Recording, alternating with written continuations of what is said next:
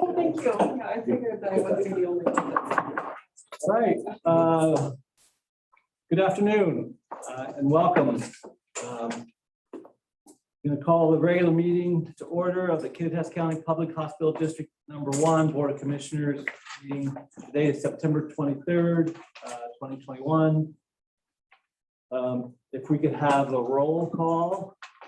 Thanks for those that are here and thanks for those that are out there. Bob Davis, Here. Matt Altman, Here. Erica Libanow, here, John Ward, Here. Terry Clark, Here. Julie Peterson, Here. Scott Olander, Here. Vicky Machero, Here. Rhonda Holden, here, Terry Barr, Here. Dr. Martin, Here. Mandy Olson, here, Dr. O'Brien, Here. Jeff Yamada. Here. Here. Uh-oh, can I not hear us? He's muted. I see him. Jason Yeah. Adler. Uh-oh. I'll go get him. He's in the other room, right? Oh, sit here, they can hear. Okay. Okay. They can hear us. Amanda Scott, Here. We're gonna need to be able to hear them at some point. Here. and if there's anyone else from KVH on the line. Michelle, I'm here. Oh, and Tricia Sinek. So should we take, we'll wait a few minutes. Thank you. Technical. Yeah, they're We, checking. I think we just have to click on that little speaker on the bottom right. Is there an X there? Oh. On the bottom right, down by the top. Here? Turned off. Click it. no, it's at 63%. Can you guys hear us? We're working on the sound, everyone, just a moment. Are these? I hear you. microphones? We can hear Michelle. Can you hear me? I don't need I can these hear you, anymore. Jeff, Okay. We're gonna find out by the end of this meeting. but I don't think they can hear What's us. that? I just want to tell you, Mandy, we would not let Jeff Yamada leave the building before this meeting started this afternoon. He's here. It's on his way. Oh, Oh, there you go. Here it comes.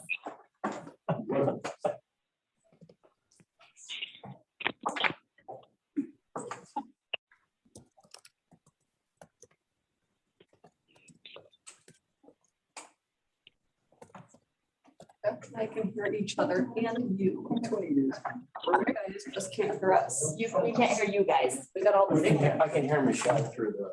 We don't hear her though. We can't. Oh, you guys can, we can hear each other. Yes. So it's the speakers here. What's for the mic? Watch me just do one, two. Michelle, can you try talking to us? Yep, can you hear me now? Nothing. I'm talking. I would do that, though. I can hear you. I can hear you, Stephen. No, it's red. I know, what? I hear you. Hi, Jason. The mic here. So it's definitely speaker issues on that end. Hmm. not Yeah, so nice, but We can hear you clearly. Yeah, we can hear each other, The speakers. but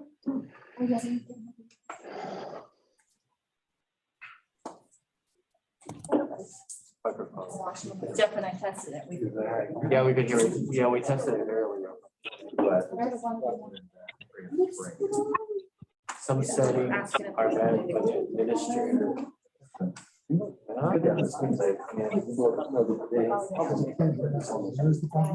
So we're on normal now. They can't hear us. You can't hear them. We can't hear anyone that's called in. Yeah, there we go. Oh, it's called. The speakers aren't working in here. So nice. Yeah. Calling, but on internet. What it is. No I didn't sound. do that. Michelle, can you say something? Yep, I'm talking right now. Huh. Can you hear me? Your lips move, but we can't hear what you're saying. I can't read that from Harry. There's no audio and such a audio. Can't read it. Well, Hmm. so we're down. I mean, we're down. Testing 1, 2, testing. I still hear you, Stephen. Oh, I know all of you guys hear us. I don't think they have a microphone. They Connected to- The volume. Hey, guys, can you hear us? Yeah. Yes. Woo! All right, Here. here. Right. Stephen and Jason and I have been talking. Jason. Okay, good. Just It's- kind of start out a meeting this week. It's great having people who can solve problems. Thanks for staying in touch. Great, yeah, welcome everybody out there. I'm glad you can hear us. So, yeah, first item on the agenda is the approval of the agenda.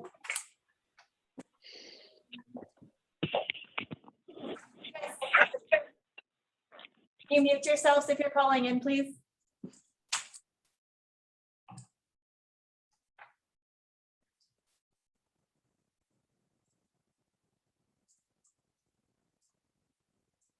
Ready? Yeah, okay, so we have a motion and a second. I think there was a request. We're gonna pull credentialing to executive session. Yes. So with that correction, motion stands, second Yes, stands. please. All in favor, say aye. Aye. Consent agenda, I move to approve consent agenda. motion by John, Second. second by Erica. All in favor, say aye. Aye. Public comment and announcements. Do we have any public comments and announcements? If we do, we would ask to limit that to 3 minutes.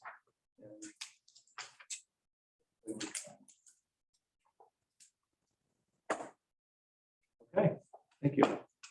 And then we'll move on to reports and I dashboards. just want to say, I think Stephen might want to make a comment. I don't know it for sure. I know he's going to observe, but just make sure he has a chance. And he understood that was his chance. Okay, Stephen, this is your chance. Okay, very good. I don't know, by the way, if you have Michelle Williams' letter that she sent, but I know she asked that it be read into your minutes. I know it was sent to a number of people. That's not why I'm here, but she had mentioned that to me yesterday. So hi, and there are several of my favorite people in Ellensburg in that room. I won't identify you. And thank you for everything you guys are doing. My purpose here is very quickly just to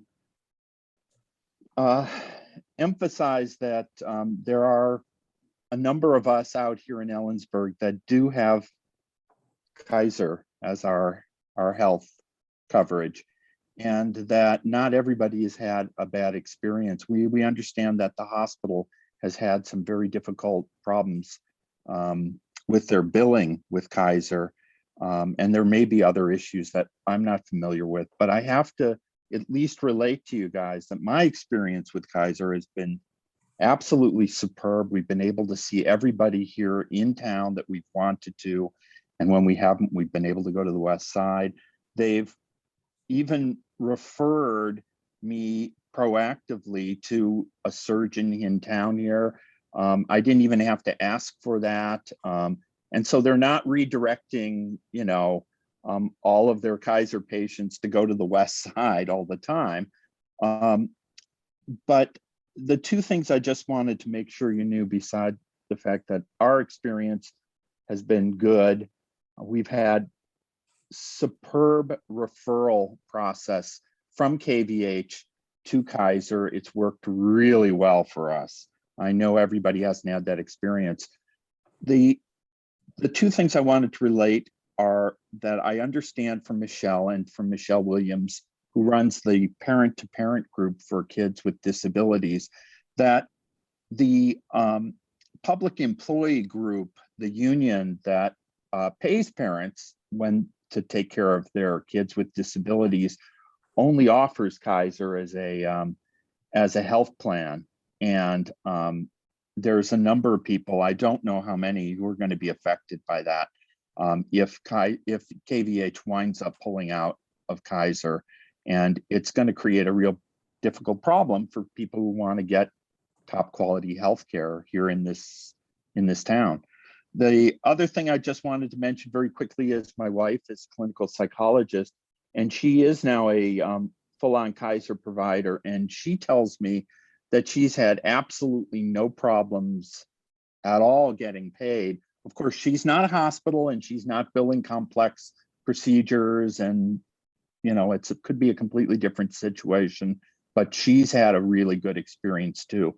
So I would just ask that you guys, if it is possible, it may be really in the best interest of all of us people, including the people at the university who still have Kaiser, to continue to tolerate the problems or at least negotiate something if you can, because we're not quite ready to leave Kaiser, but we love KVH and we want to continue to be able to see people there. And that's all I have to say.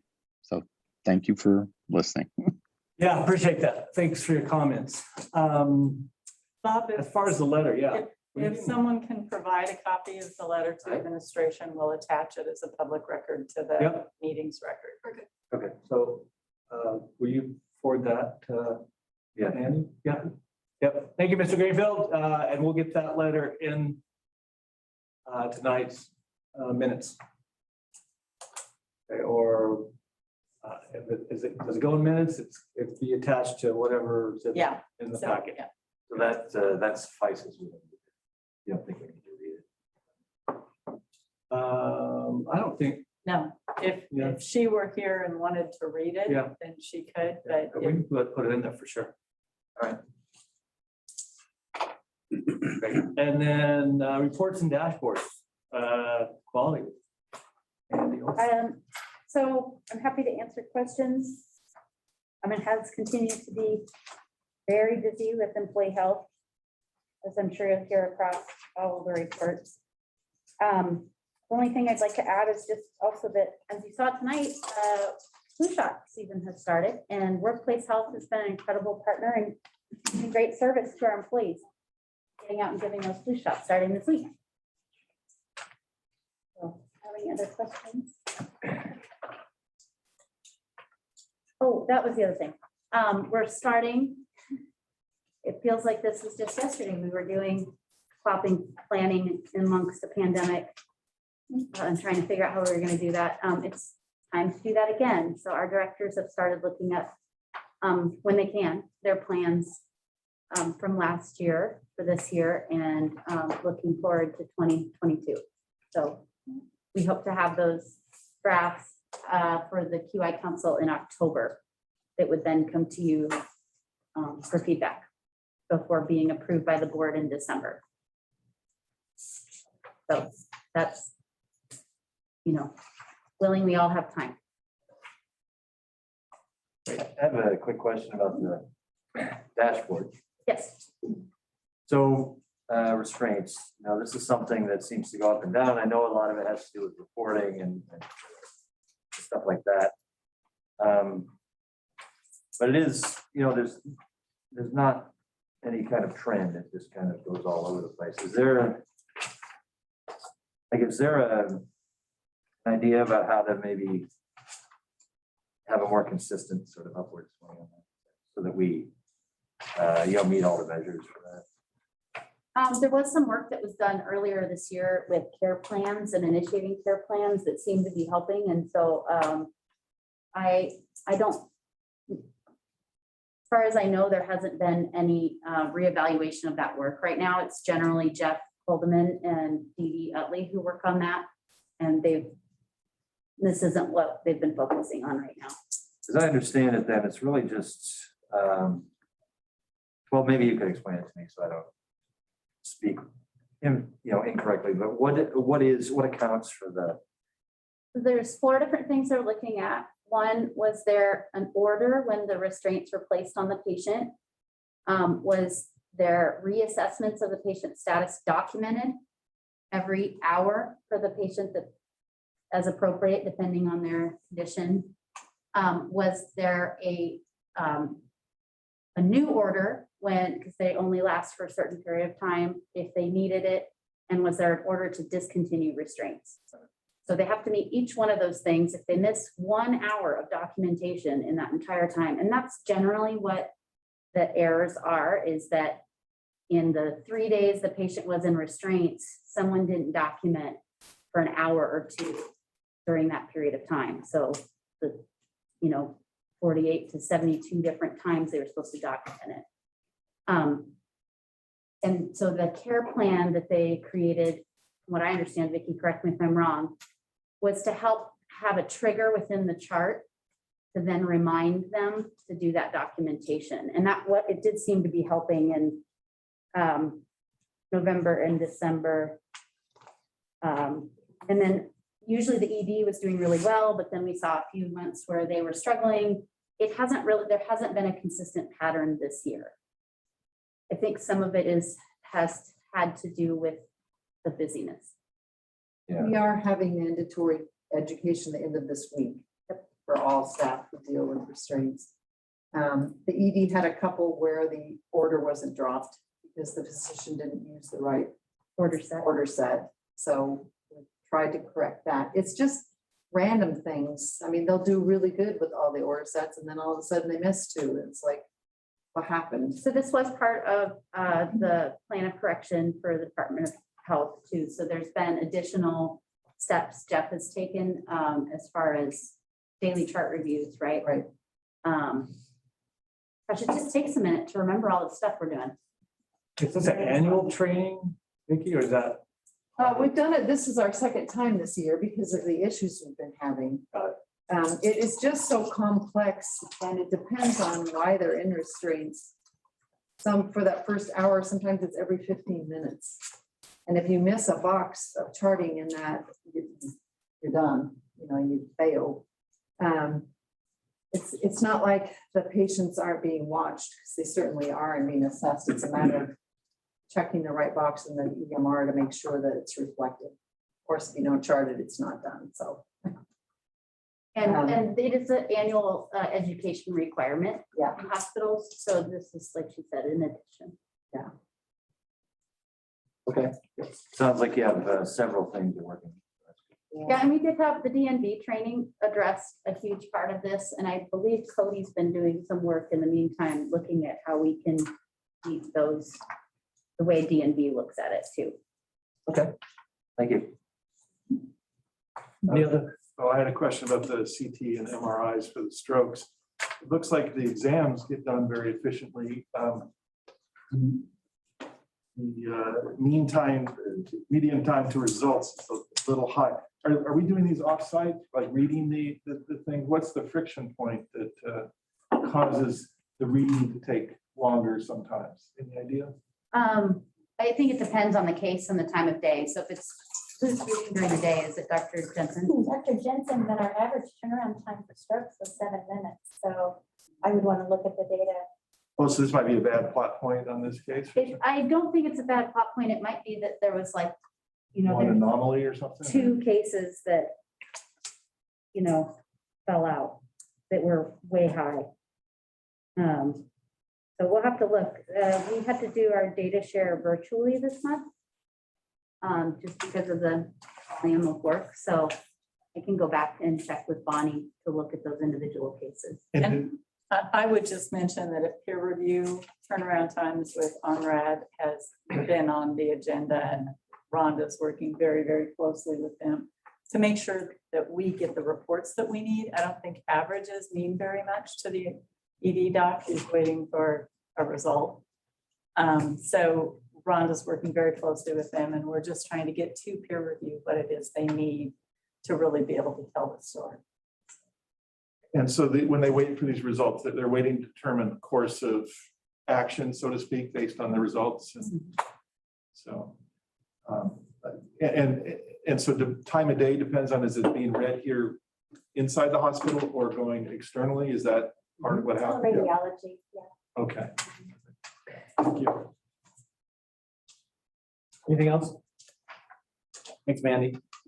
CEO report, Julie.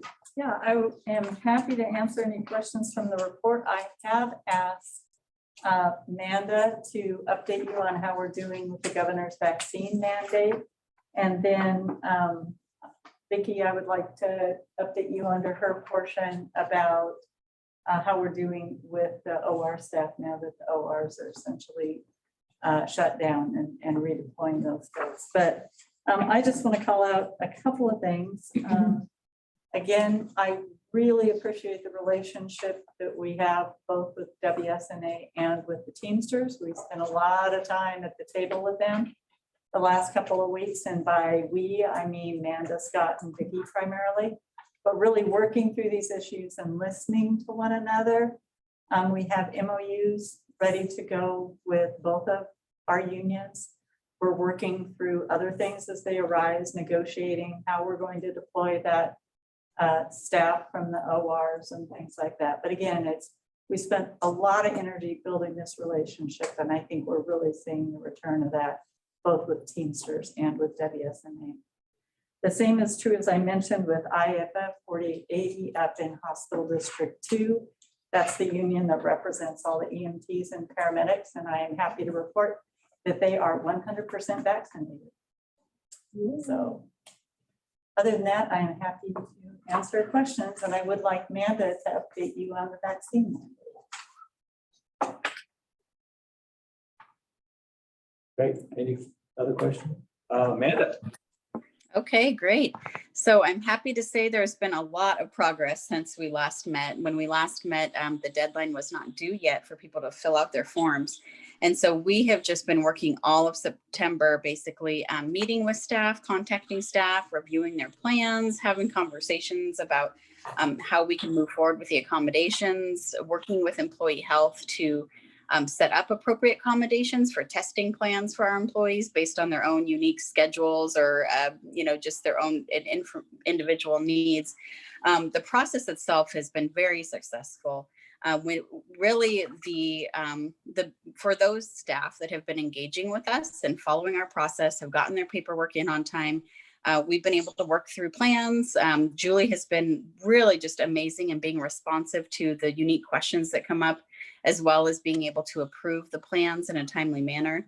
All of the accommodation plans, are reviewed and approved with confidential information protected, but just to make sure that we're treating people consistently and that we are approving those individual plans and listening to our staff's feedback and individual needs. So the process that we're really making our way through the meetings, our goal was to have all of the meetings completed by Monday. And that is because we give each accommodation offer 7 days for approval for our staff. Once we've completed the process, met with them, offered the accommodation, they have 7 days to approve that. And that brings us right up to the October 4th deadline, the big deadline right before the October 18th deadline. So we're on track for that. For those that we don't have a meeting scheduled yet, it is not due to an issue with HR not being able to meet with them. We are very busy meeting with staff, but for those meetings that are not scheduled yet, it's the primary reason is for those staff that refuse to engage in the process or do not want to fill out our forms or meet with HR.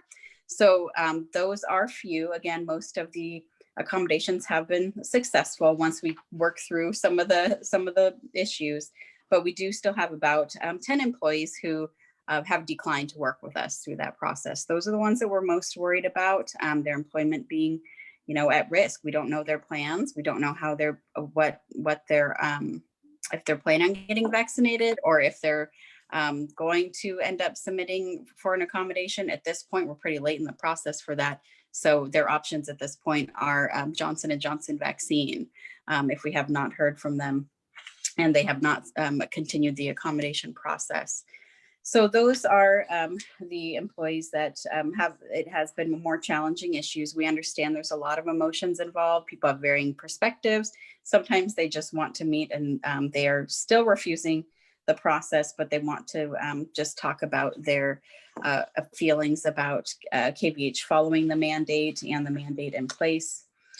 We do have 41 plans in process.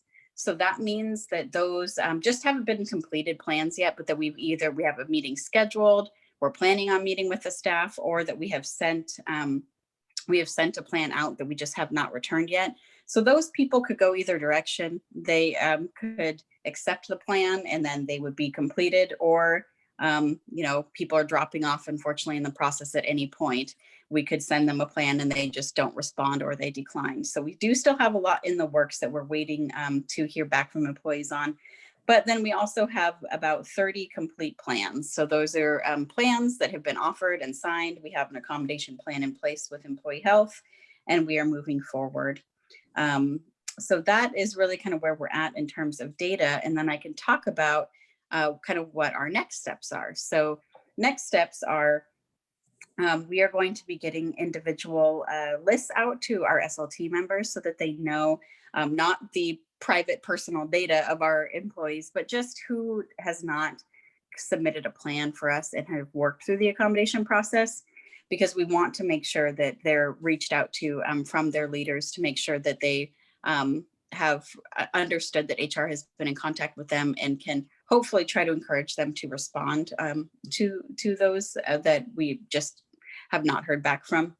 And then Julie is going to send out a note to staff as well, just to reiterate the timelines we have set, that the 10/4 deadline is the last date to be able to receive any vaccine, to be compliant with the mandate, and especially if they do not have an accommodation plan in the works. So we do still have 2 more, notice opportunities to staff, trying to encourage them.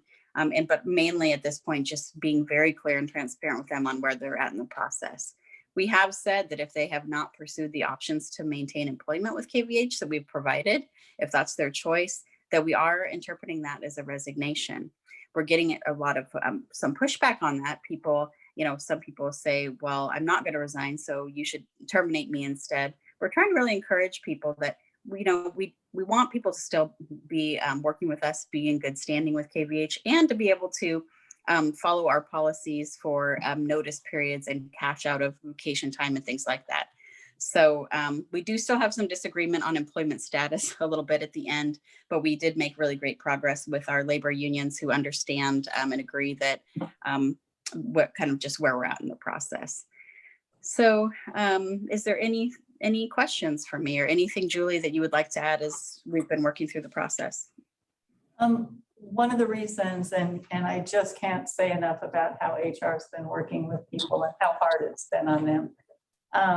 But one of the reasons we're communicating and over communicating is we have a hospital to run on October 18th.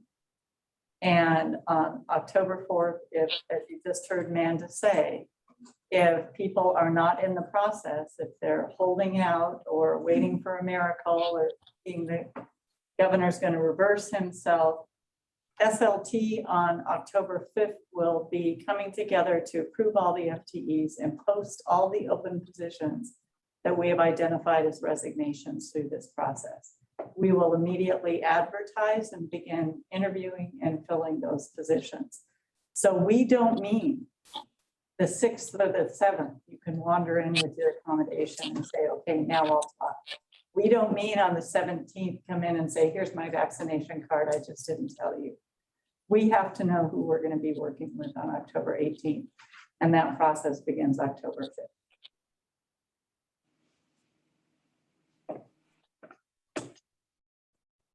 So Amanda, what does the typical accommodation look like? I mean, is it for health reasons? People say for religious reasons, or is it just all over the place? Primarily religious exemptions are what are submitted. We do have several medical exemptions, which, they're more limited based on the reactions to vaccines in the past, but primarily religious exemptions at this point. Our medical exemptions are coming from a single provider in town. Yes. So any other questions? Great, thanks, Julie. Thanks, Amanda. We'll move on to operations with Vicki, Chief Nursing Officer. Hi. Sure, I guess you can hear me, right? I have a report on page 25. And I don't really have anything to add. I will give you an update on surgical services. So we opted to suspend our elective surgeries and only do the emergent or urgent cases, which caused an excess of staff in those surgical services and surgical outpatient. Amy and I have been working, this is week 1, and we've been working all week in efforts to deploy that staff. It's quite emotional. It's upending people's lives. We recognize that. However, today we kind of had a major breakthrough. Amy came and we adjusted schedules and she said, you'll never believe this or this or this. So people are helping. They are shifting their schedules around to work evenings and nights to support ICU, med-surg, and ER. We are also during the day redeploying people to the COVID clinic, handling phone calls. In the surgery world, there's surgical techs that are specialized in, and really that's pretty much what they can do. So they've been helping out in other areas in the hospital, and the majority are very willing to do that. To share a story, I had a nurse yesterday, I was going through the schedule and we had 5 extra nurses on. And she said, well, she goes, what do you need? I said, I really need someone tonight for CCU. I'm short a nurse. And she said, well, I can do that. I'll just go home now and take a nap. And so she agreed to come back for 6 hours. She ended up staying the whole night, 12 hours, because CCU was so busy. She said, I just couldn't leave. I just couldn't desert them. So there are good things happening. I think there's teamwork developing. There's a realization that there's life outside of my home department. You know, other people are struggling, trying to save people and make people better. So that just kind of really reiterated my faith in mankind. It's just, there's some really nice stories, and there's people stepping up to the plate and working night shift in evenings or even weekends when their spouses are home to take care of kids. So they want to work. We realize it is a difficult thing for them to do at a minute's notice, but it's happening. We have been working, like Julie said, with WSNA, coming to some agreements, getting them some extra incentives to do this, which is helpful. We're seeing that across the board in all the departments. All of the family birthing holes have been snatched up. And Stacy had 2 people out there during the night. Dee Dee's had her schedule filled. So it is helping, and people are seeing the benefits of that. More of a team collaborative approach. Questions? It's really busy. I think we had a couple of days, Scott said, where we had our census done and he didn't even bat an eye. Even Scott wasn't mad about it. I actually am concerned when the census goes up now, which is very unusual. Yeah. Yeah, unprecedented times. Yeah. Right, so, I'll get through this. It's great if people are willing to reposition short term. Yeah, any other questions? I'm just echoing the gratitude for Yeah. people stepping up and, Yeah. yeah. I mean, people are tired, but. They're very tired, I yeah. think they still. Yeah, ICU staff is getting tired and weary, so it's when we can send them some extra reinforcements, it really helps their attitude and their, willingness to just persevere. Thank you. Yeah. Yeah, Rhonda. Yeah, so my report is on page 26 and 27. I don't think I have anything to add, but I'll be happy to ask questions or answer questions. I have a question. Sure. Regarding testing at Upper County. Yes, like it says that FMC is open for testing on the weekends. But they're open weekdays regardless, right, for testing? Yeah, they're open weekdays regardless. We try to funnel as much as possible down here, but somebody that comes in and needs a test there. Is that walk-in or appointment or drive-through? How's that? Usually they would be seeing their provider for an issue, and then that provider would want them to be tested. We're not doing the walk-in testing at FMC. We're funneling that. Yeah, Yes, and they'll call, sometimes they'll call with some symptoms and they'll say, I just don't have the travel means to get all the way to Ellensburg, and then they'll do like the drive-through, and we'll have somebody come out and test them. But they do need to call ahead for testing up there. That's the ideal if they're going to be tested up there. Yeah. Just keeping it open on the weekends. We had moved that over to the urgent care, if you remember. And then they were really seeing a higher census, sometimes 19 or 20 a day, which is, often half of what the ER is seeing. So they were struggling to keep up with that volume. So we moved that on the weekends to FMC to help out urgent care. And is urgent care doing? They're not doing the any same. So that if a patient came in and was sick and maybe had COVID symptoms and was wanting treatment, they would go ahead and do a swab there. But otherwise, we're not doing testing there, just for walk-in. Okay, that makes sense. Thank you for clarifying. And then a quick question on the billing company for home health. Yeah. So is this just on the company that provides a lot of service for us or certainly? We've been, just really concerned with the AR days and really what they've been able to collect for us for a while. So we had been looking for a while for another company, and we're really anxious to get going with this one. We think that we're going to see a lot of improvement in our revenue capture. Yeah, any other questions for? Comment about you being tapped for this steer I-90 that you've been recognized that you've been asset to be on there. That's pretty cool. Thank you. How long, what's the life of that service? Oh, I think it will be going on for years. Okay. When you look at the construction projects on I-90. How do you have time? I don't know. You're very For the rest impressive. of my life, I think there will be construction on I-90. Right, okay.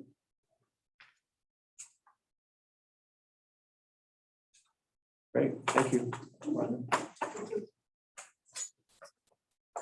Carrie Barr, Chief of Clinic Operations. Good evening. I will just need to make a quick, just a quick adjustment under the last item. John had pointed this out. It states that we're busy in rescheduling patient surgeries and procedures. We're actually removing the patient surgeries and procedures and surgeries. We're just removing them from the schedule. We're not actually rescheduling them at this time. So I just wanted to make that clarification. Other than that, I'd be happy to take any questions. When a patient is effectively canceled for the time being, right? For these, will they be given priority when?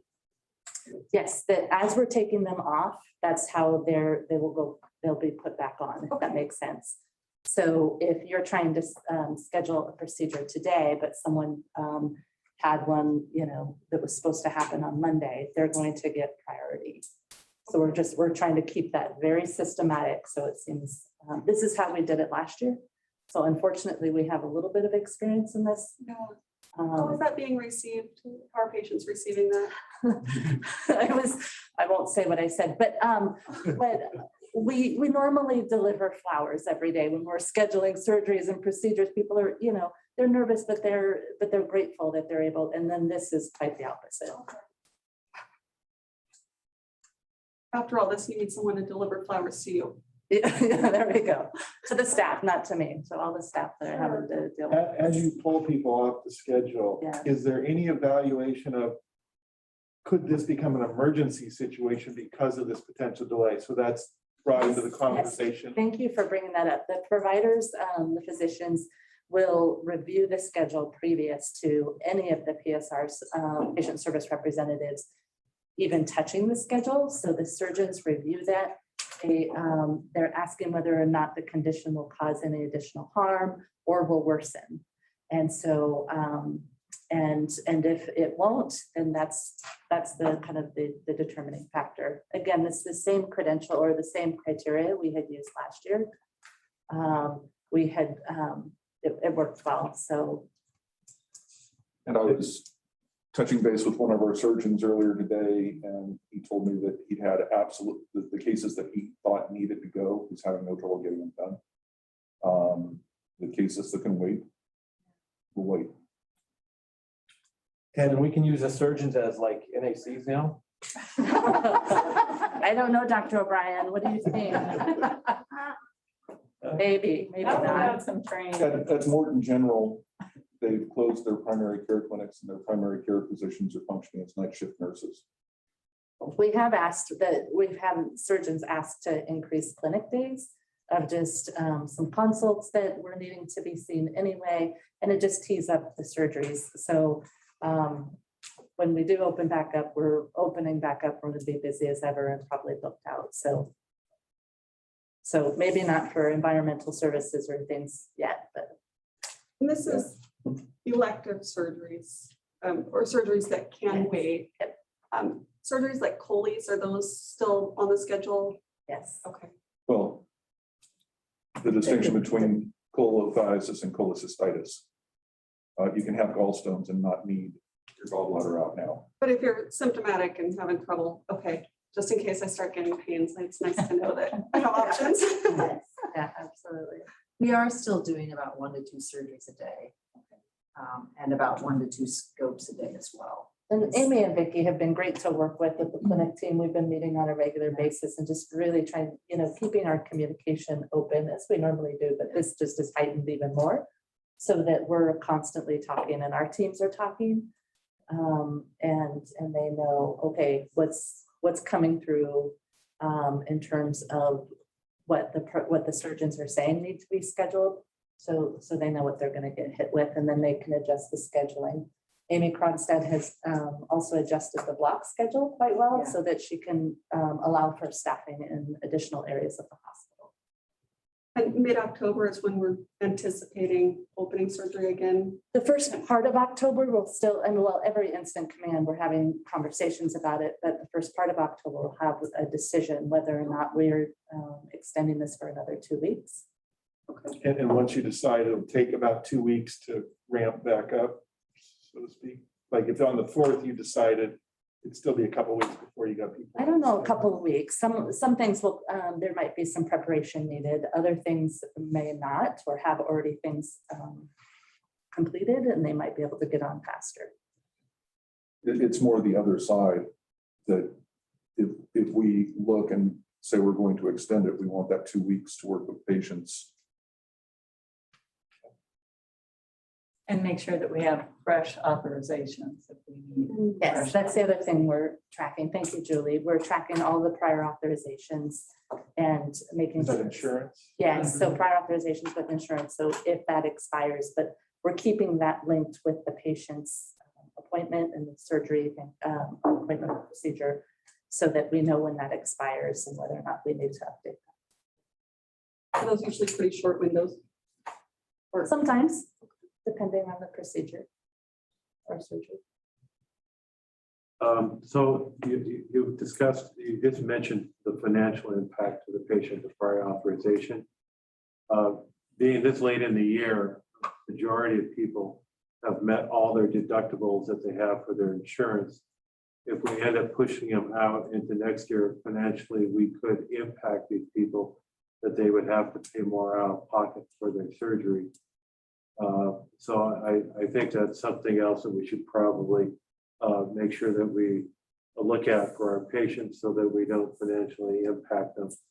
As well as maybe next year, they may not have the same insurance that they have this year.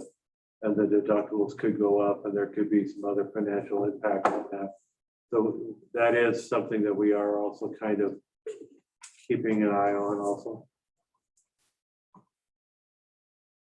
I'm looking at Scott. Yeah, we're all looking at Scott. Well, I think that is a concern in terms of the deductible and some we should look at, but at the same time, I know our teams, and when we open up, well, you all know our teams, when we open up, we don't let grass grow under our feet. So things got booked like crazy last time, and they caught it pretty quickly. We caught up within 2 weeks. Yeah. So we extended block time, we had to squeeze people in and That's adjusted. incredible, 2 weeks. Yes, it did not take long last time, but yeah. So I don't know what that volume is going to look like at this point.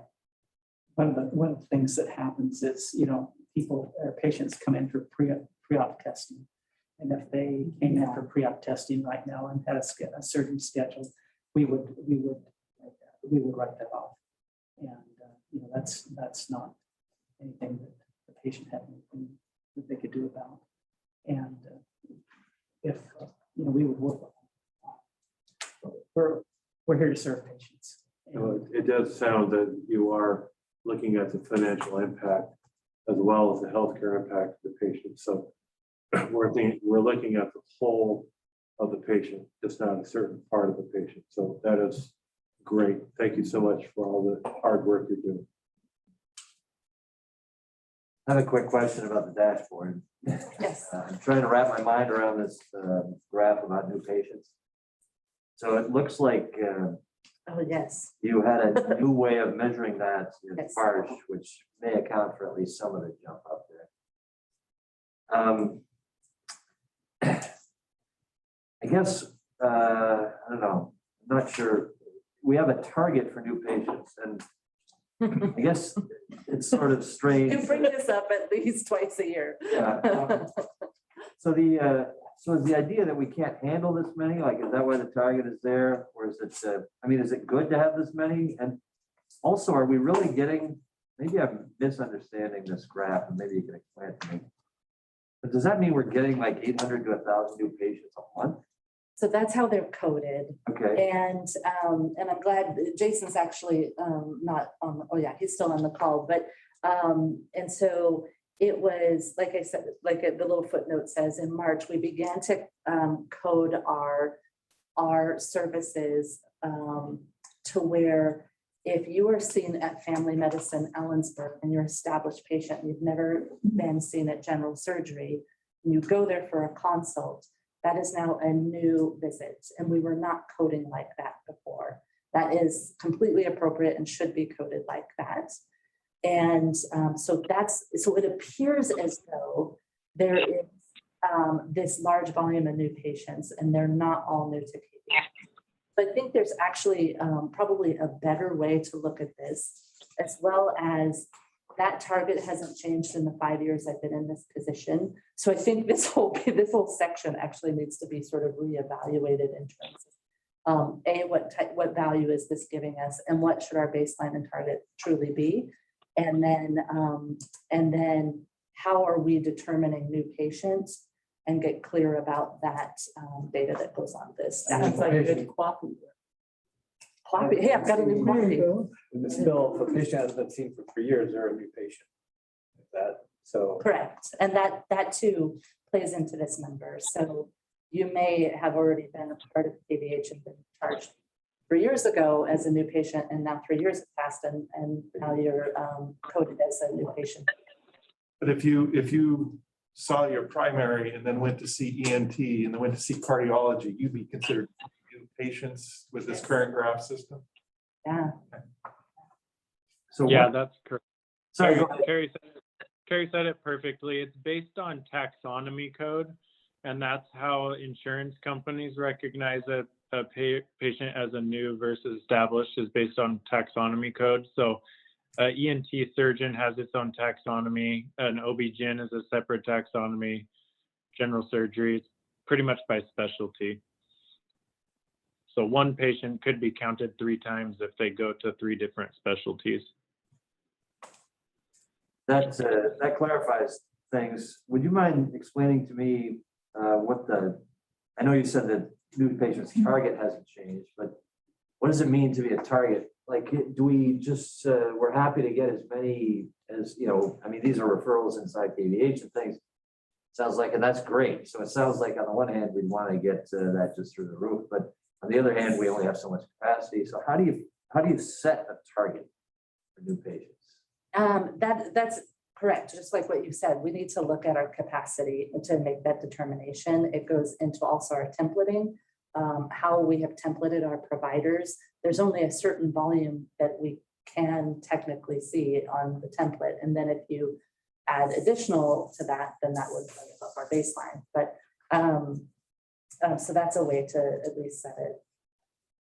Well, because I don't want to oversimplify things, but I'm looking at these numbers and it's like, is this good or bad? I mean, do we have too many? Or is that good? Because I would have thought, well, that's great. Look at all the people we're serving. But on the other hand, we can't handle that many. So where are we? Is this good or bad? Right. But And with so, the increase in providers that we have and services, our new patient numbers should be higher. yes, and particularly with our new specialties, so that's, Tom had pointed out, when you're seeing these different specialties, they're coming in as new. So that number is just gonna continually to increase.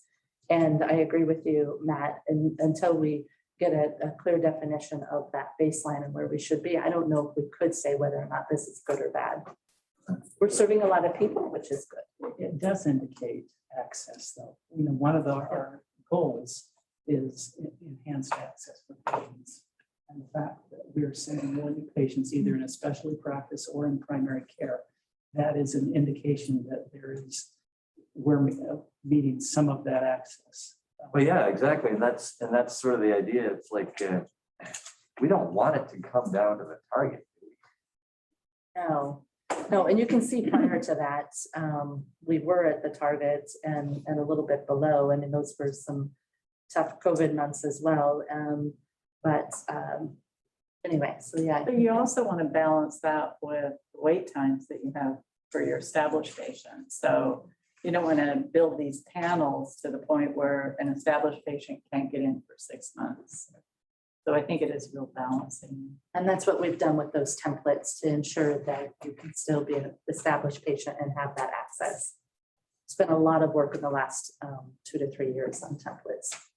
So at some point, you're going to be changing that target, given how many providers we've added. I like Julie's idea of making this part of my copy. We were just talking about how, oh, we've got to do this copy plan and think of improvement in the midst of chaos. So this is something we could work on. Okay. Yeah, thank you. Thank you.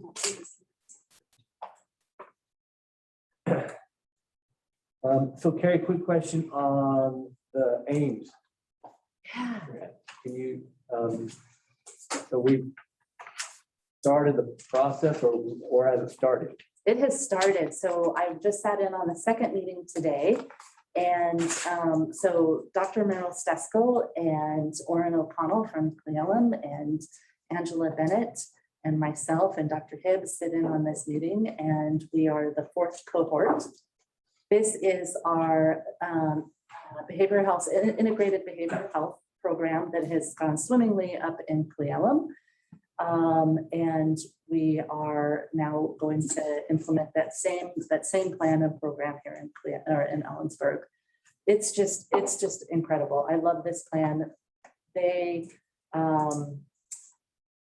have grown. The Ames model is the UW is actually supporting the Ames model and presenting the Ames model.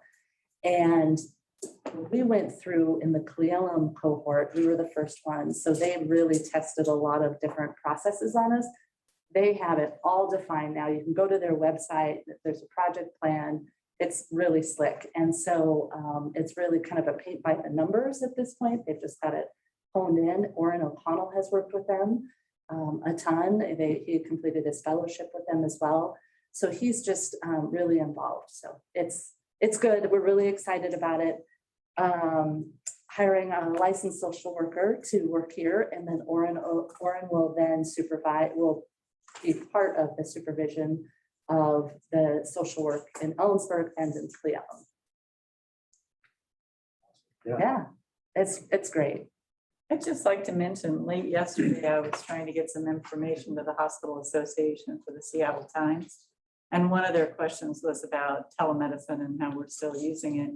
I talked to Stephanie up in Cleveland, Orrin, and the behavioral health providers there quickly during the shutdown moved to 80 to 90% of their visits being telemedicine. They're still the most aggressive users. Like, it is really working well for that population.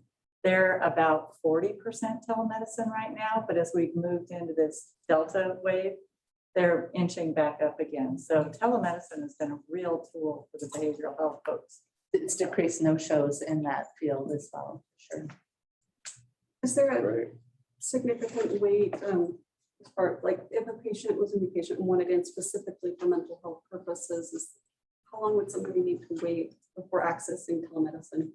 I don't think we have that separated on the dashboard. And so I'm trying to do a mental recall here. It's not long, it's within a week. Oh. So it's not long, and that might not be the full depth, but that's at least the first touch. They do, if you're seeing your provider, the basis of integrated behavioral health is that you're getting real-time service. So if you're cold calling and saying, I need to see this provider, that's where it will be a little bit longer. If you're seeing your primary care physician, there's warm handoffs that happen all day long. And that's the beauty of this program, is that it's truly integrated. Great. And did I get that right? Yes. I'm sitting right next to like the Ames model expert, so I'm trying to like channel him at this moment. The one glitch in telemedicine or telebehavioral health is a rule that's been relaxed during COVID. But back when there was such a thing as normal times, in order to do telemental health, you had to have an initial face-to-face visit with the client. They've relaxed that out of necessity, but I expect that they will reimpose that. A lot of payers would love to go back to not paying for telemedicine services. So that's a gatekeeping measure they could take. Jeff just had an interesting note in the chat.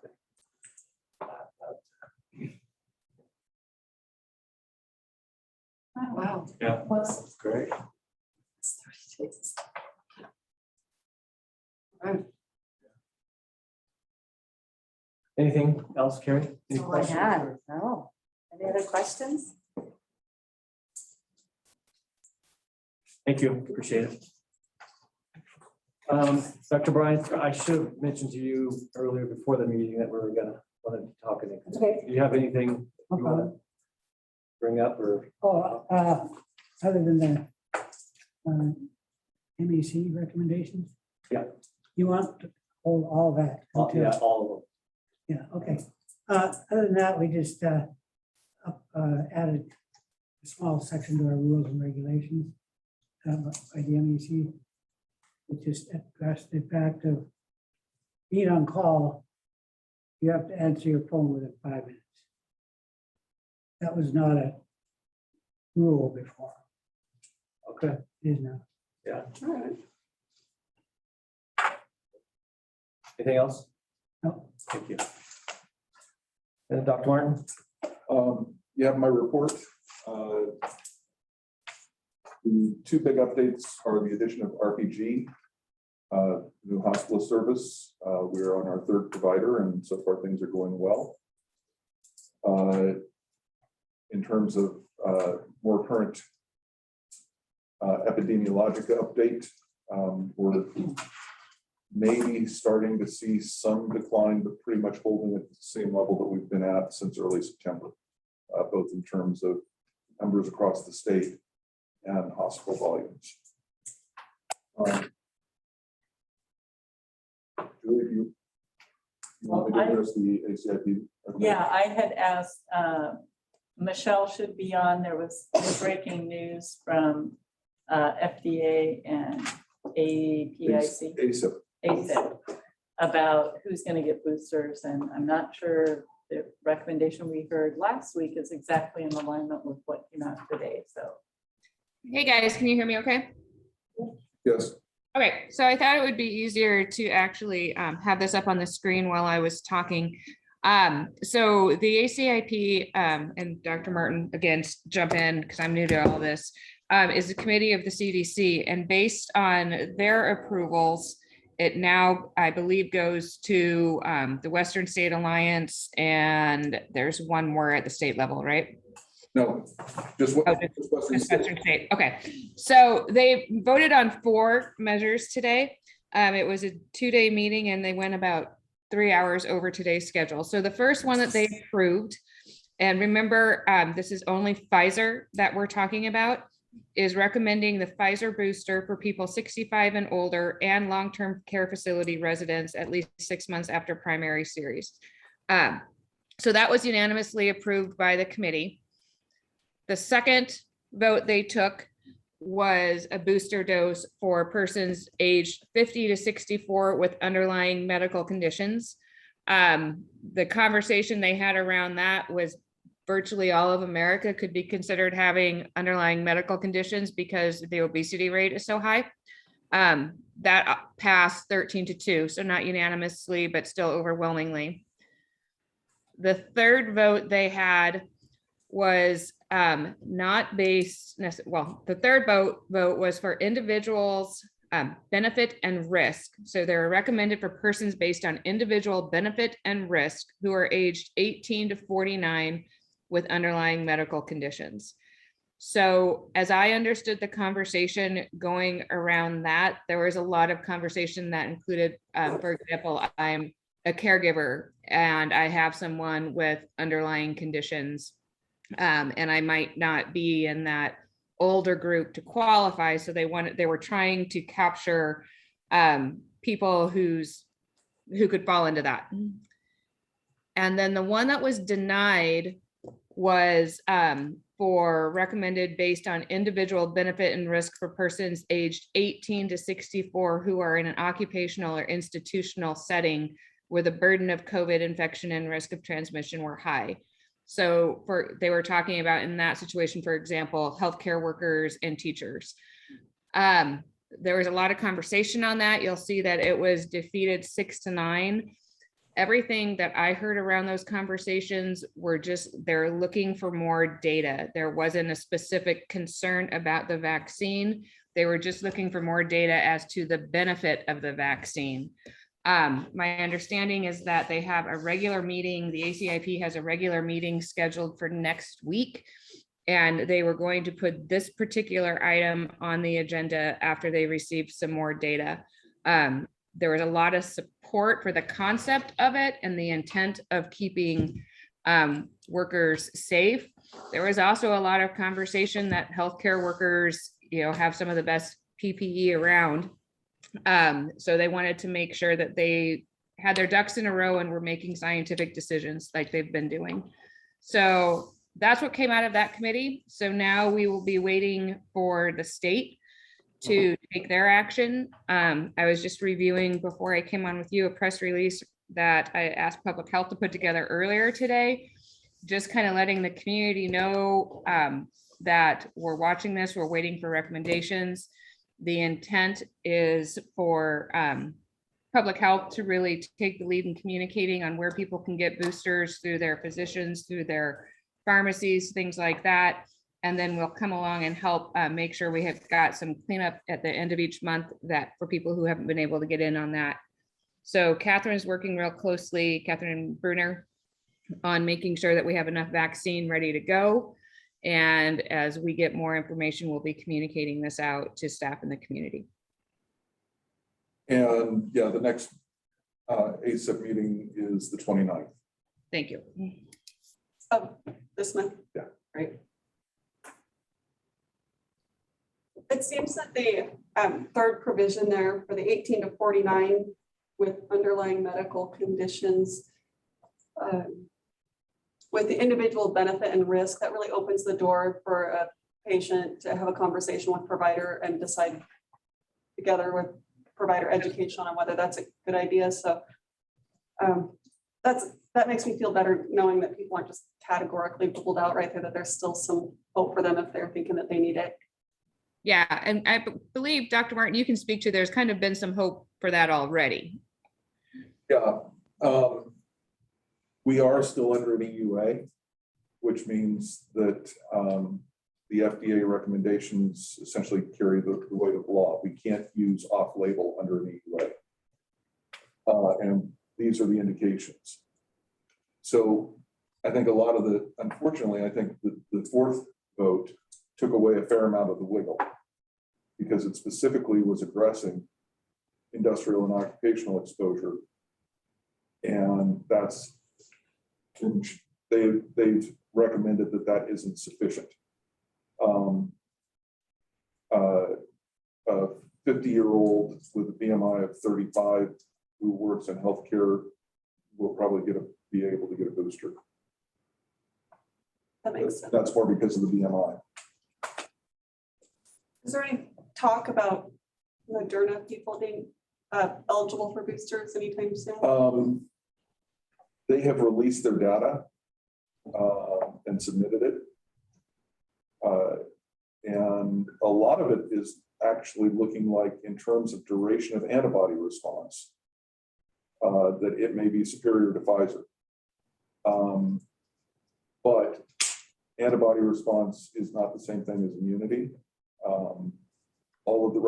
One of the reasons that ACIP is blocking is because the data that they have is mostly about duration of antibody response and when do titers start falling.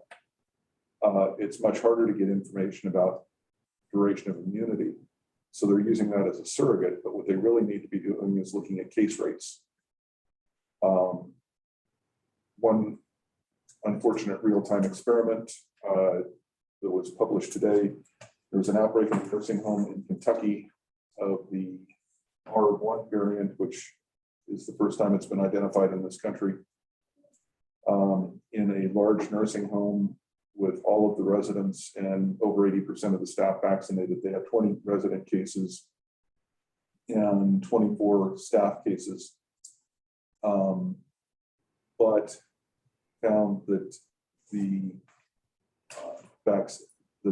Moderna was about 87% effective in staff and 86% effective in residents at preventing serious illness.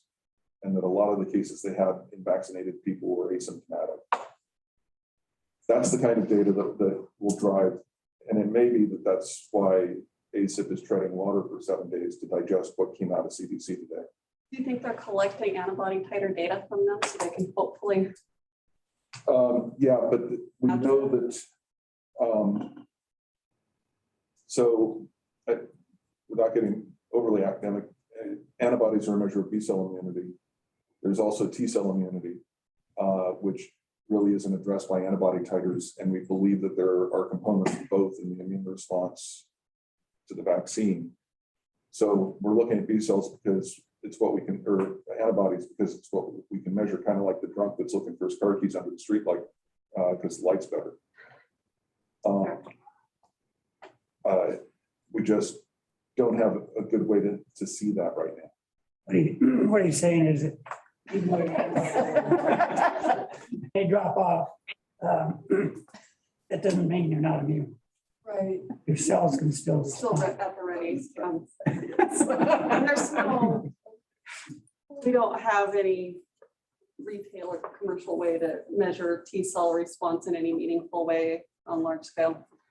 There is a way, but not a way that we would ever want to do. You have no Sounds idea like how much I wish Dr. Hibbs were on, so we could have the third explanation. Can someone dial him up really quick? Yeah, no, thank you both very much. Anything else, Dr. Martin? You don't have any more questions? All right, well, let's move on to CFO. Well, thank you. Oh, yeah, and the provider spotlight. Here we go. Thank you.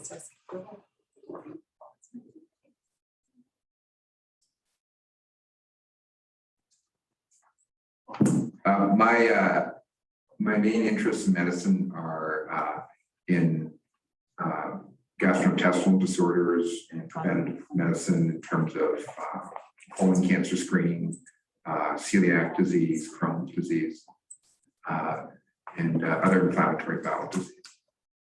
When patients come to visit, they should expect they're explaining their concerns in their own terms, in their own voice. That would be the most important thing. And then during the visit, that it's clear to them why we're wanting to do certain investigations or for their testing or other management and the clarity of why they're doing those. He's awesome. Yes, yes. Jamin, yes, he's awesome.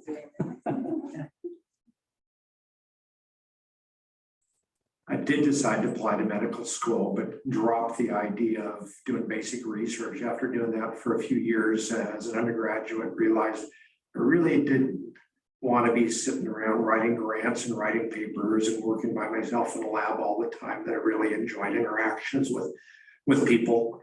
And so I ended up going to medical school at the University of Washington and decided to go into primary care. I do general internal medicine, which means I do all areas of internal medicine. By default, I end up doing a lot of geriatrics. And I love interacting with my older patients. I love my younger patients too. I just love interacting with people for the most part. That's the part of the job I actually enjoy the most. Oh, I love these. Just very nice. I'm just gonna watch these every day.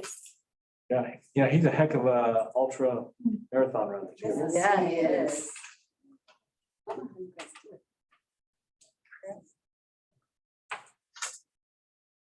think you may not have shared. Yeah, those are good. Yeah, sorry, Scott. Oh, not a problem. Well, I've got good news, but I'd like to start with good news that's not in the financials right now. The first thing I'd like to report is that we received word from the KVH Foundation that they're going to be donating $357,000 to KVH for some surgical equipment. And Vicki and Amy are looking at their equipment needs and lists, and we'll be providing a summary or a list of equipment that the foundation will use this money to reimburse us for. So that's one good point. And with what Carrie was talking about with the Ames grant, we received word that we were notified of that Ames grant. We don't have the money yet, and so we haven't recognized any of that income yet.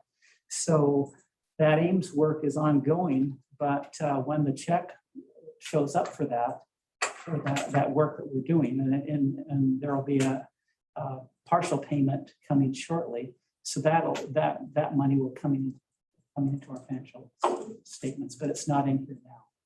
So more good news coming down. Well, that's great news from the foundation. I mean, that's probably one of the largest. It's the foundations. largest Yeah. by quite a bit, so. Fantastic. Very appreciative of that. So on with listening to Carrie and to Rhonda and Vicki, you have a sense of how busy KVH has been. And if you'll start with page 35 on our statistical report, you'll see that they have been extremely busy with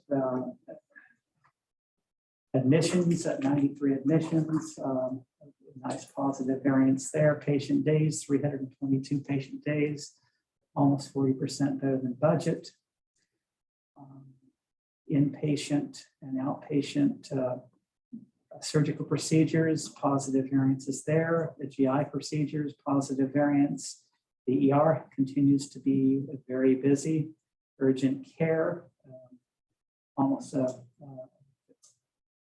37% positive variance. Lab continues to be extremely busy. Diagnostic imaging, and just all up and down the statistical measures that we track. Very, very nice positive variances. If we move over to the page 37 on the financial statements. Scott, Yes. on line 5, I'm sorry, on line 3, are we not doing swing beds because of the COVID? We need to keep the bed for something else? Yeah, we have had, we assess patients for swing bed pretty much every day. We really haven't had a lot in there, but you're right. We do take into consideration our current census and being able to take a bed up. Usually those patients last 2 to 4 weeks. So that's holding up an inpatient bed. We continue to look at that. You may see one coming up, so. You say last just depends. 4 weeks? But They're usually admitted for no less than 2 weeks usually. And then sometimes up to discharged, 4.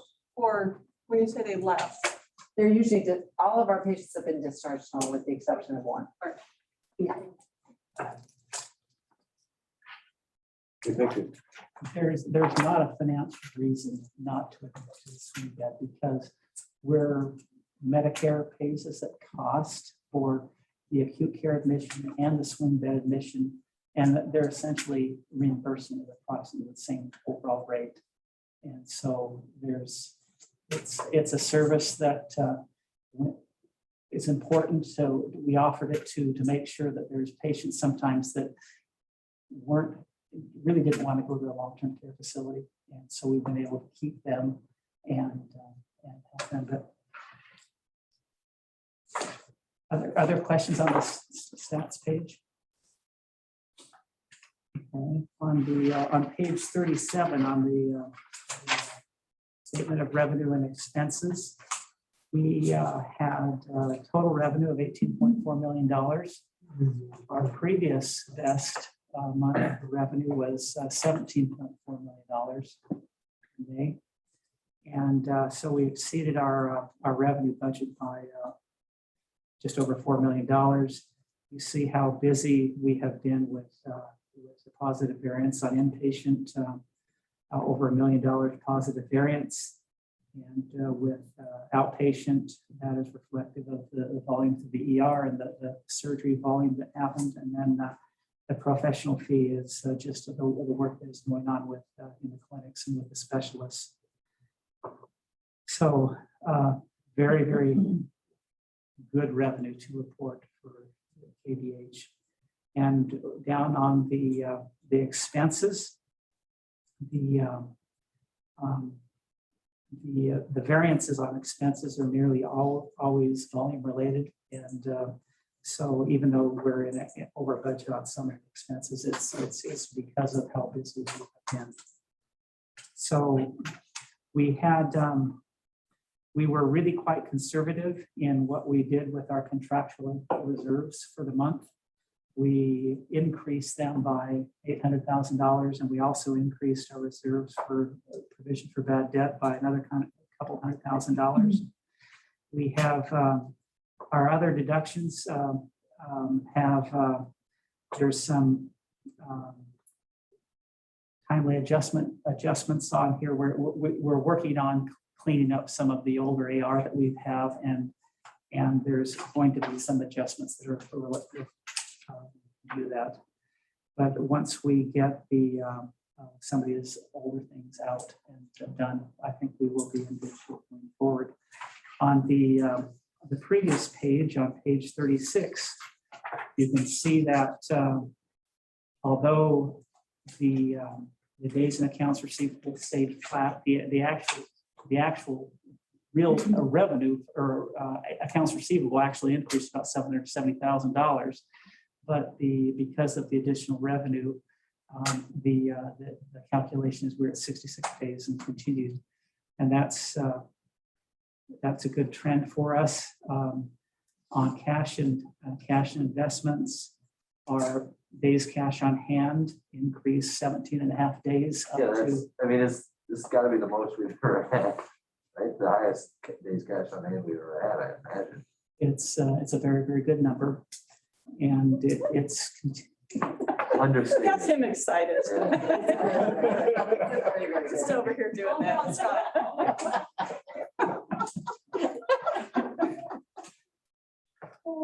I try to be a little more reserved, but I walk into Julie's office sometimes, I'm pretty darn excited. He does.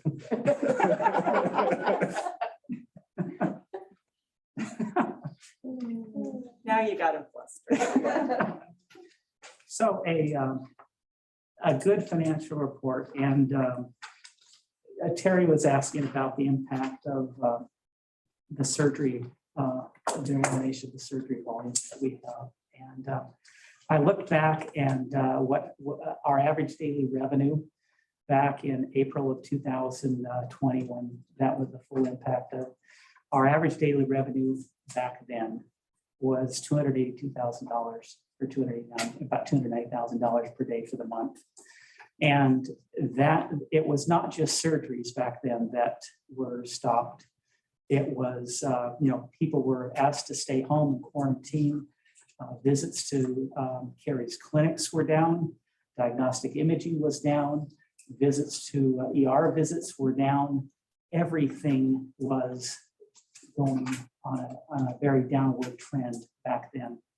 And so where we're at right now, looking at average daily revenue for this week, and this is the week where the first week that we have not had revenue, we're still trending about $600,000 per day in gross charges. And our average daily revenue for the month right now is looking at about $569,000 per day. So this is not going to be a similar experience to what we had back in, or at least the early appearances of it, that it doesn't appear to be a repeat of what happened back in April of 2020. So we continue to be very, very busy. And back then, when we were shut down, that was the directive by the state, and all the hospitals were required to do this.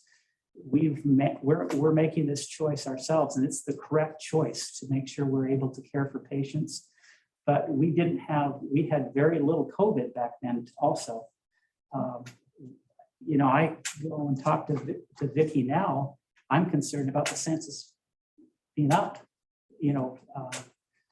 rather than down. So it's a different situation. I think we will financially, it appears we will weather this pretty well.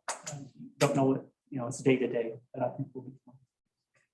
Some of these projects coming up, it's still better to borrow, pay for some of those things. With interest rates where they're at, absolutely. What do we, so are we getting any sort of return on the money we have? Or, I guess, I don't know how this all works exactly, but so it's more cost effective, even though we have the money to cover some of this stuff. It's better to borrow. Well, I can tell you the return on we do have funds invested in government instruments, Fannie, Federal Home Loan Bank, and things like that. And our return on is about 0.6%. It's less than 1% interest that we're earning on it. But I would say the reason for borrowing is that interest rates are historically low rate right now, and it would at some point they will go up, and also the yield that we can have on some of the funds that we have will go up. It's I wouldn't have any concern about, and in fact I would recommend going to the debt market to borrow for this large surgery expansion project, surgery, DI materials, and so that's you're being asked to consider. But if some of our bonds are, at 0.6% or even losing money, and you have inflation at 3.5%, you get debt. I have that same question. Like, I see that number of our bonds money. Some of those are just losing money every month. When you look at inflation and the kind of return, and I know that kind of helps our whole debt ability, having that money there. I guess if interest rates are still really low, you got to take advantage of that. Well, one of the things I like to look at is when you look at all the projects that we've talked about, if debt is in your future, you want to align your borrowing with a project that makes sense. So you want it to be bricks and mortar. You want it to have a very long estimated useful life, and you want to be able to demonstrate that it is going to generate revenue. And so Scott and I have had early conversations about this project we're looking at tonight meets all that criteria. So if we're going to be looking at new debt, this would be a natural project for doing that. Good to have options. Good to have options. I would like to just have you take a look at page 38, which is, this summarizes some of the activity related. On the middle section kind of tells you how much revenue is being generated with some of the testing that is going on. And in July, there was $609,000 of COVID testing, and there were 1,597 COVID tests that we billed for in July.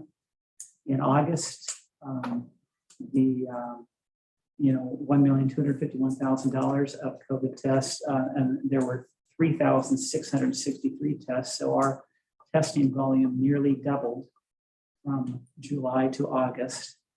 And we are very busy. We are testing a lot of patients right now.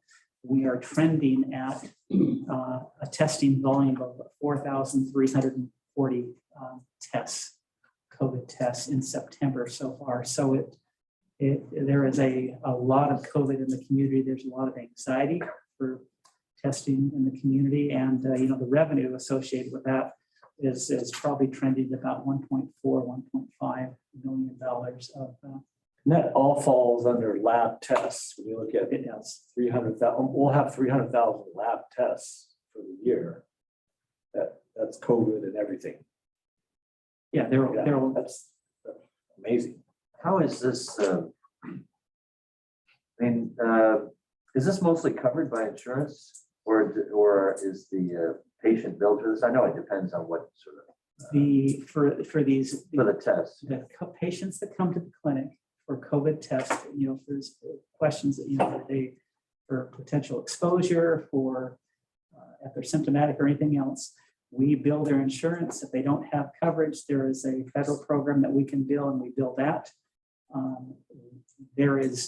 We are writing off all of the balances after insurance, and no one is paying a balance after insurance for individuals coming to be tested for COVID currently.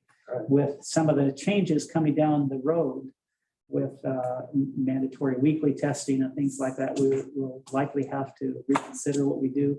Right now, we're trying to make sure that there is not a financial barrier for individuals that feel like they need to be tested because of concerns about COVID. Right, so the message is, if you've potentially been exposed, there shouldn't be any sort of financial barrier, or there isn't a financial barrier. That's correct.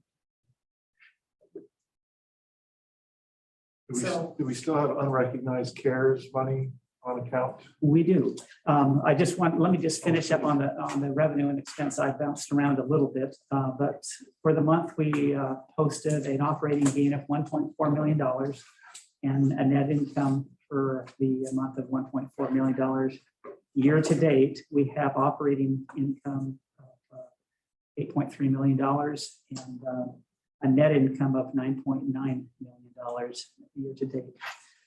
One of the things that I passed out, there's a separate piece of paper that I passed out to all of the board members and Julie and Mandy, is this is on tomorrow or early next week. We have a reporting deadline to show how we have used the CARES money. We received about $6.5 million in CARES money, and we need to report to the government how those funds were used. If we did not use them all, we would have had to send some back. This report shows that we have identified about $10.6 million in allowable expenses, what I would consider allowable expenses related to meeting the COVID pandemic the pandemic that has occurred. We hired on the top line on line G, we've hired security. We had never had 24/7 security, but that security was a response to COVID. We've had IT as this Zoom meeting that we have right now. Weren't using Zoom at all before COVID, And then a lot of the remote work that we're doing is as a result of COVID. Other supplies, $1.6 million of additional supplies for PPE for staff that are caring for patients. These aren't billable supplies. These are just masks and gowns that people have to take on and take off when they go in and out of a room. Our health plan has, we're testing our own employees and you know, individuals that become sick. We've spent $323,000 with our own health plan on COVID testing. Additional cleaning, $674,000. The COVID testing that we're doing here in the building that we have, the COVID testing clinic, a temporary staff and agency staff. You know, when the census tanked last April, we were fearful that we were going to have an influx of COVID, and so we signed up contracts with agency staff and brought in agency staff, and that's that $1.1 million. And then down the second section of this is these are just hours of staff that have been working on dealing with infection control, keeping up with all the regulatory things that are coming down the pike. We went down a long, Jason and I went down a long list of employees, all the individuals, and Mandy Olson, her and her staff, nearly 100% of their time has been dealing with infection control issues.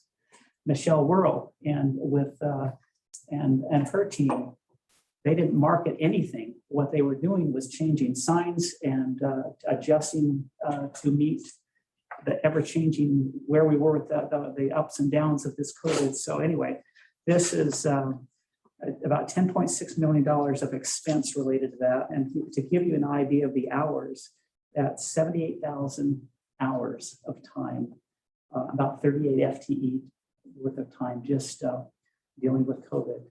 You know, Julie is nearly probably 85% of what she's done in the last 18 months has been COVID.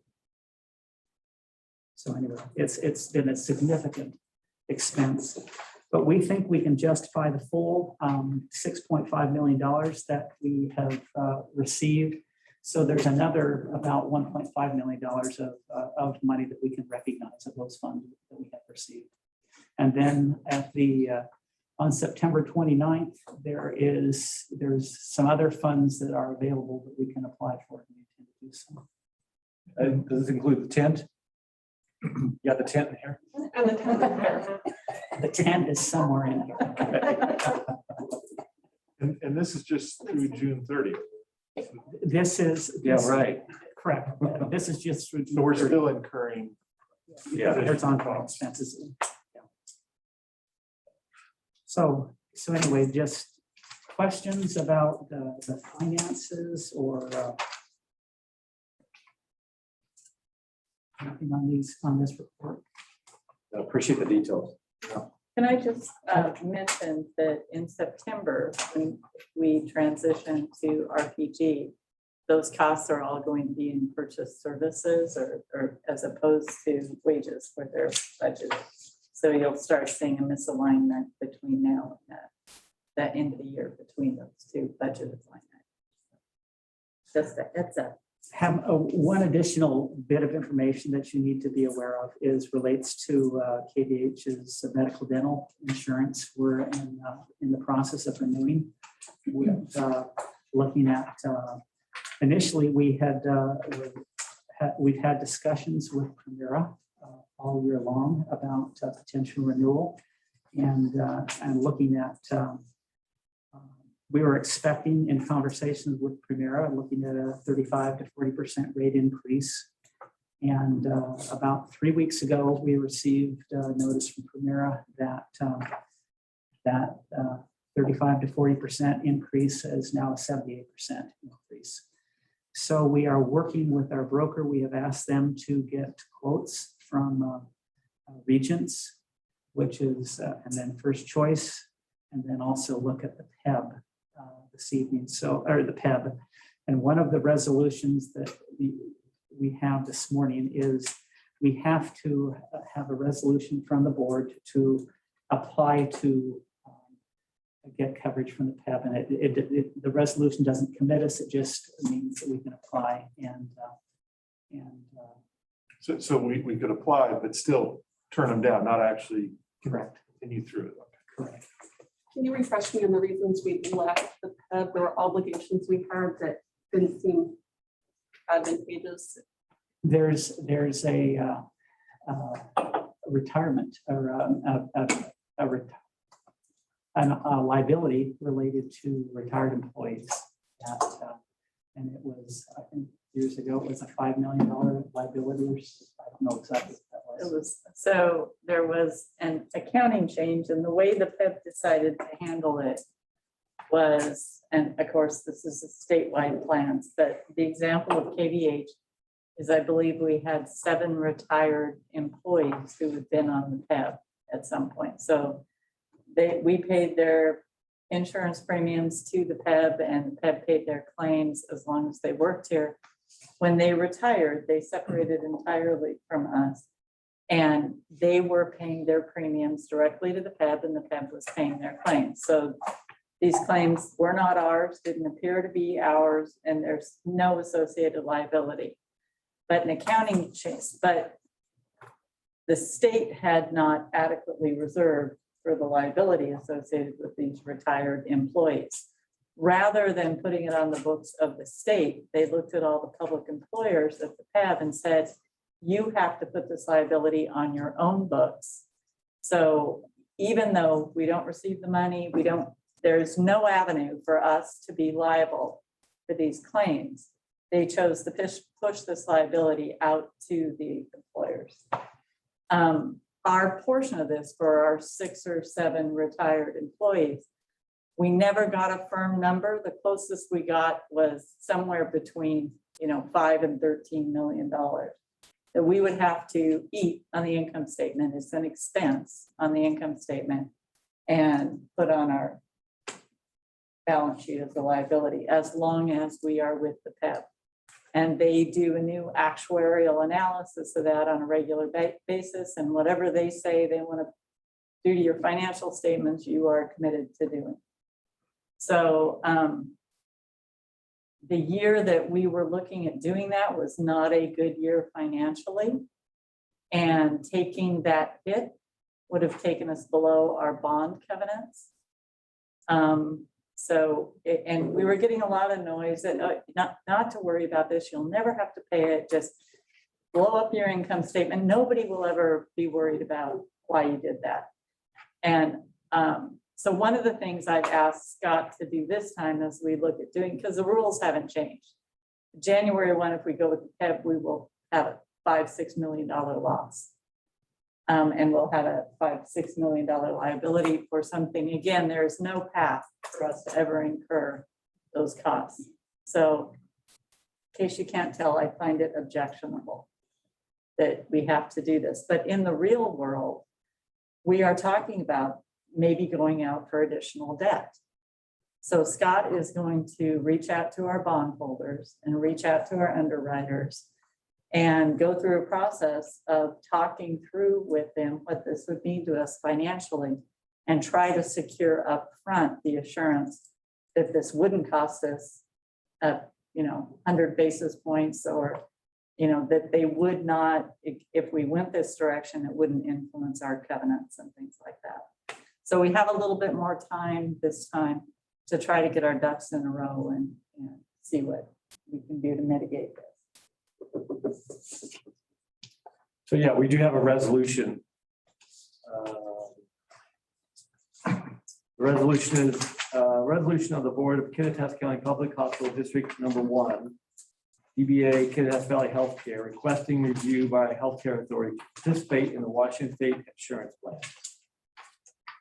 Want me to read the rest of it? I think that's sufficient. I would move to approve the resolution. I have a motion by John, second. Second by Matt. All in favor, say aye. Aye. Aye. No opposed. Thank you. And then we have a couple of capital items also. One is 2 colposcopes, a Cadillac version, a version that has advanced diagnostic, better diagnostics, and the $70,000 version and the $15,000 version. The $70,000 colposcope would go with our women's health, and then the other one would be for male clinics, so that women going to the Cleon clinic could also have that.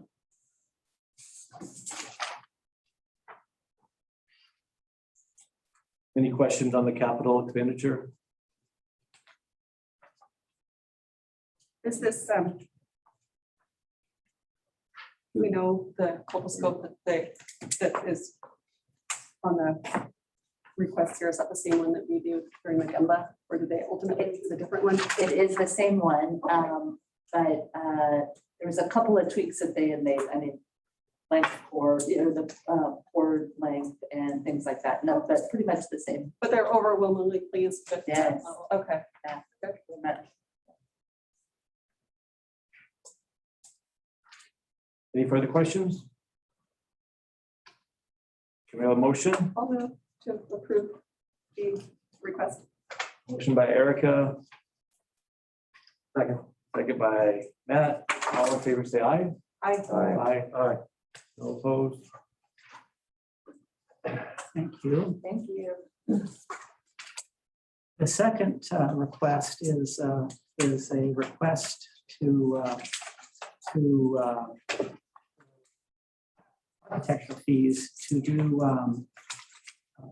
planning for the central sterile expansion, for the materials management expansion, expand surgery, and to expand diagnostic imaging. And the total design work for this is a total of $985,000. And it would be, KVA would be doing this work.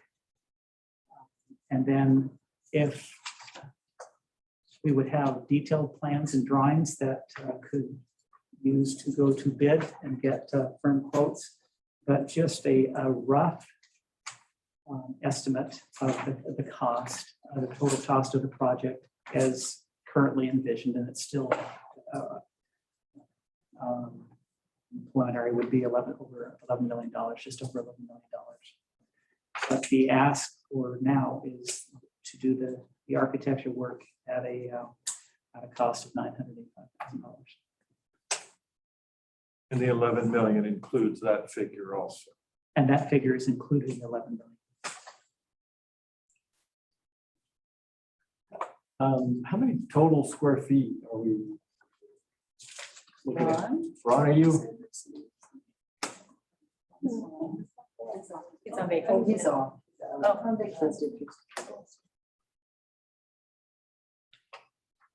I don't know the answer to how many square feet we're talking about. There's on the last, It's 13,400 square feet of new construction, 3,600 square feet of renovation, a parking lot expansion. In contract. thank you. Oh, yes, I did.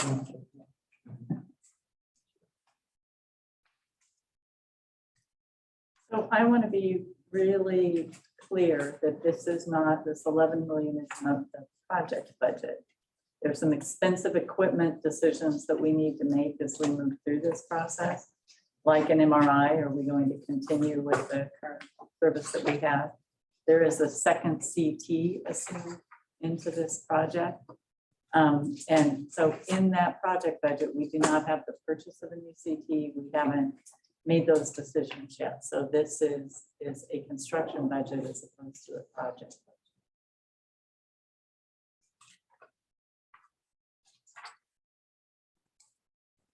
The other thing I would say is in the remodel of the Medical Arts Center, we had 2 committees that worked on that design. One was the design committee, the other was the deciding committee.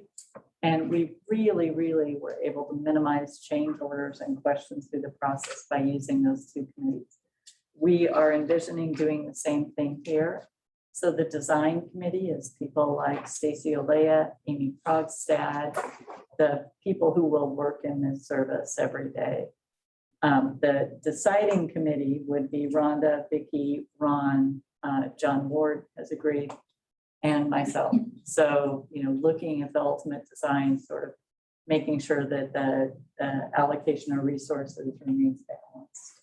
So, and minimizing change orders. I hate change orders. I really like this because it also supports our proactive approach to everything that we have.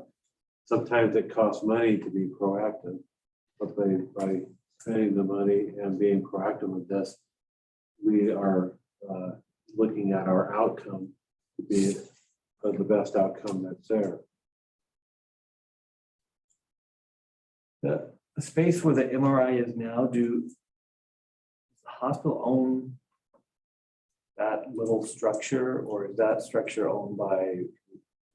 It's actually owned by Alliance, and with the approval of this to move forward, Rhonda's already teed up a meeting and a conversation with Alliance about what that transition would look like.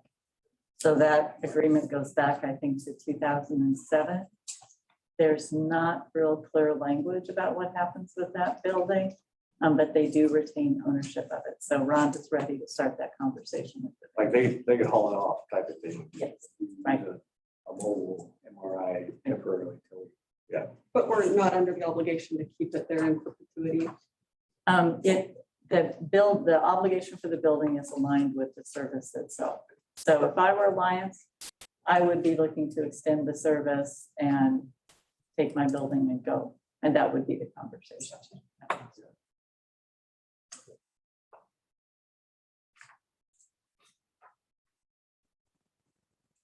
Any other questions?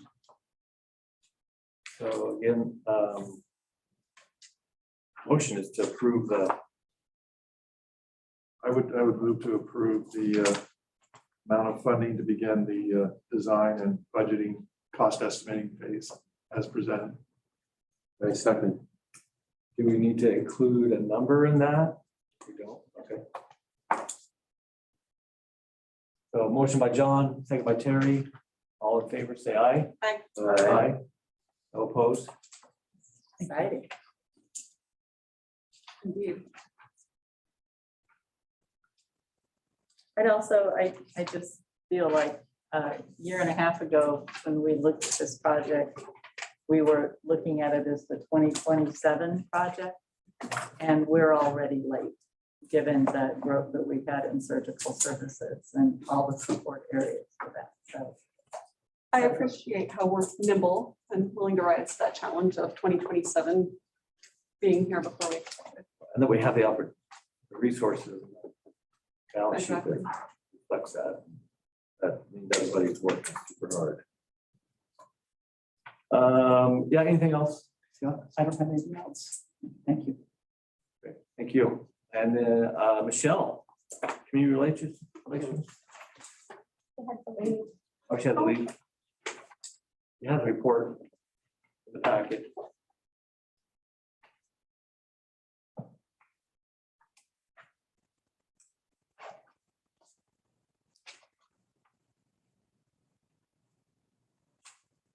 Okay.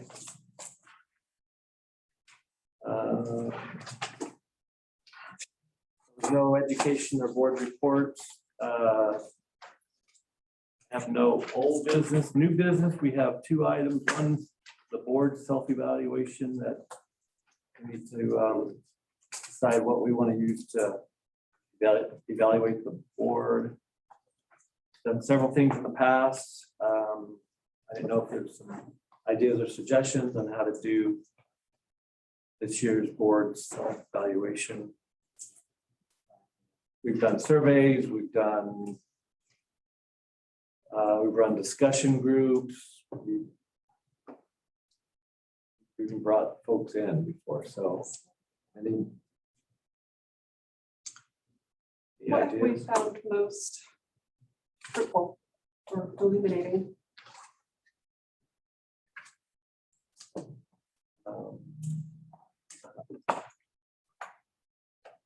I'm a fan of facilitation if we are clear about what our objective is, so they facilitate in the right direction. The other hand, perhaps an individual survey. I'm not sure we need to bring anybody in.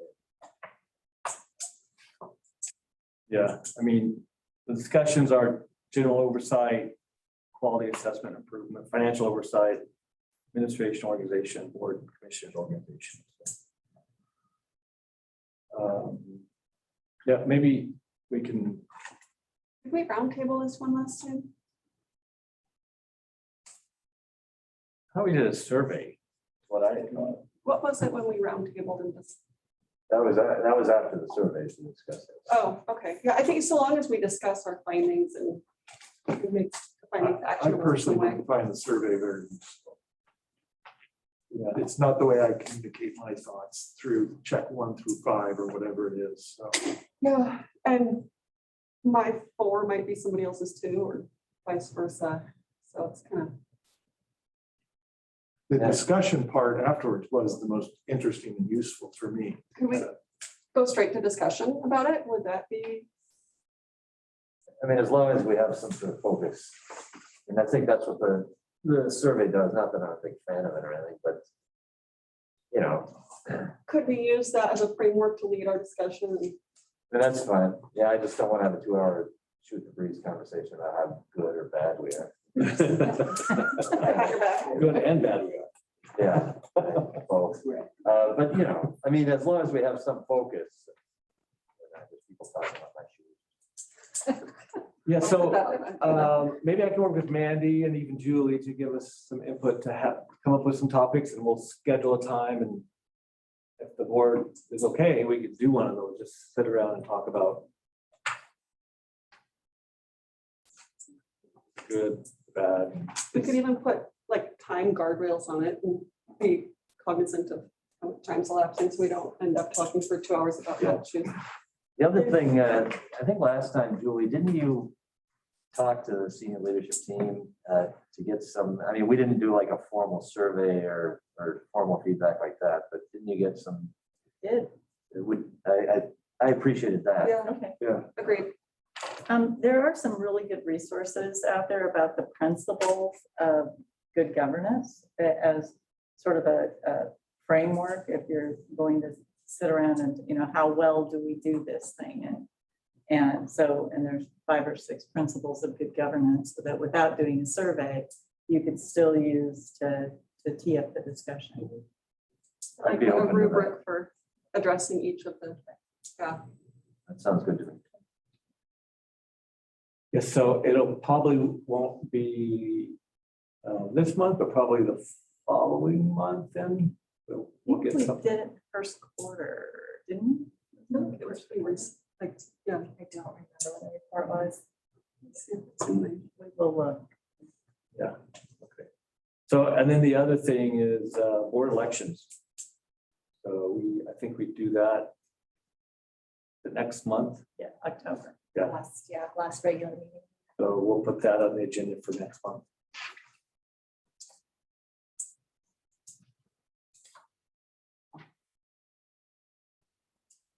Anything else that needs to be brought? Discussed.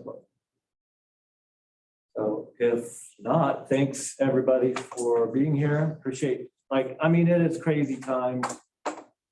Amazing things are happening. The human connections are still happening. It's sometimes for me personally, it's a little bit overwhelming to think that we're still dealing with this and life is still going on, but we've adapted to masks and distancing and kind of the new norm, but it's good things are happening. People are, it was Rhonda or Carrie that said there are just special things that happen, and it was Vicky that said. I'll get. Like one of these things. You see special thing, you're like, okay, you know, humans are just still treating humans well. And it just touches your heart and just leaves you hope. And if you watch the news, I don't care what side you're on, it's all biased. So, but if you make that human to human connection, which we have many opportunities to do that, those who work in the hospital, you see that, and we're doing a good job. We're doing a really good job. And thank you. So much gratitude to Yeah. every member of the organization for what they're doing to get us through this. Yeah, we just want to get through it faster. Yes, thank you. So we'll take a break, 10-minute break. And then we do have executive session. Dr. Ryan, you're okay with staying? There will be action. And there will be action, yes. How long is an executive session? I need 10 minutes. Okay, the other one's probably gonna be 10 minutes, 15 minutes. Okay, good. Thank you. Thank you. Thanks, everybody. Martin.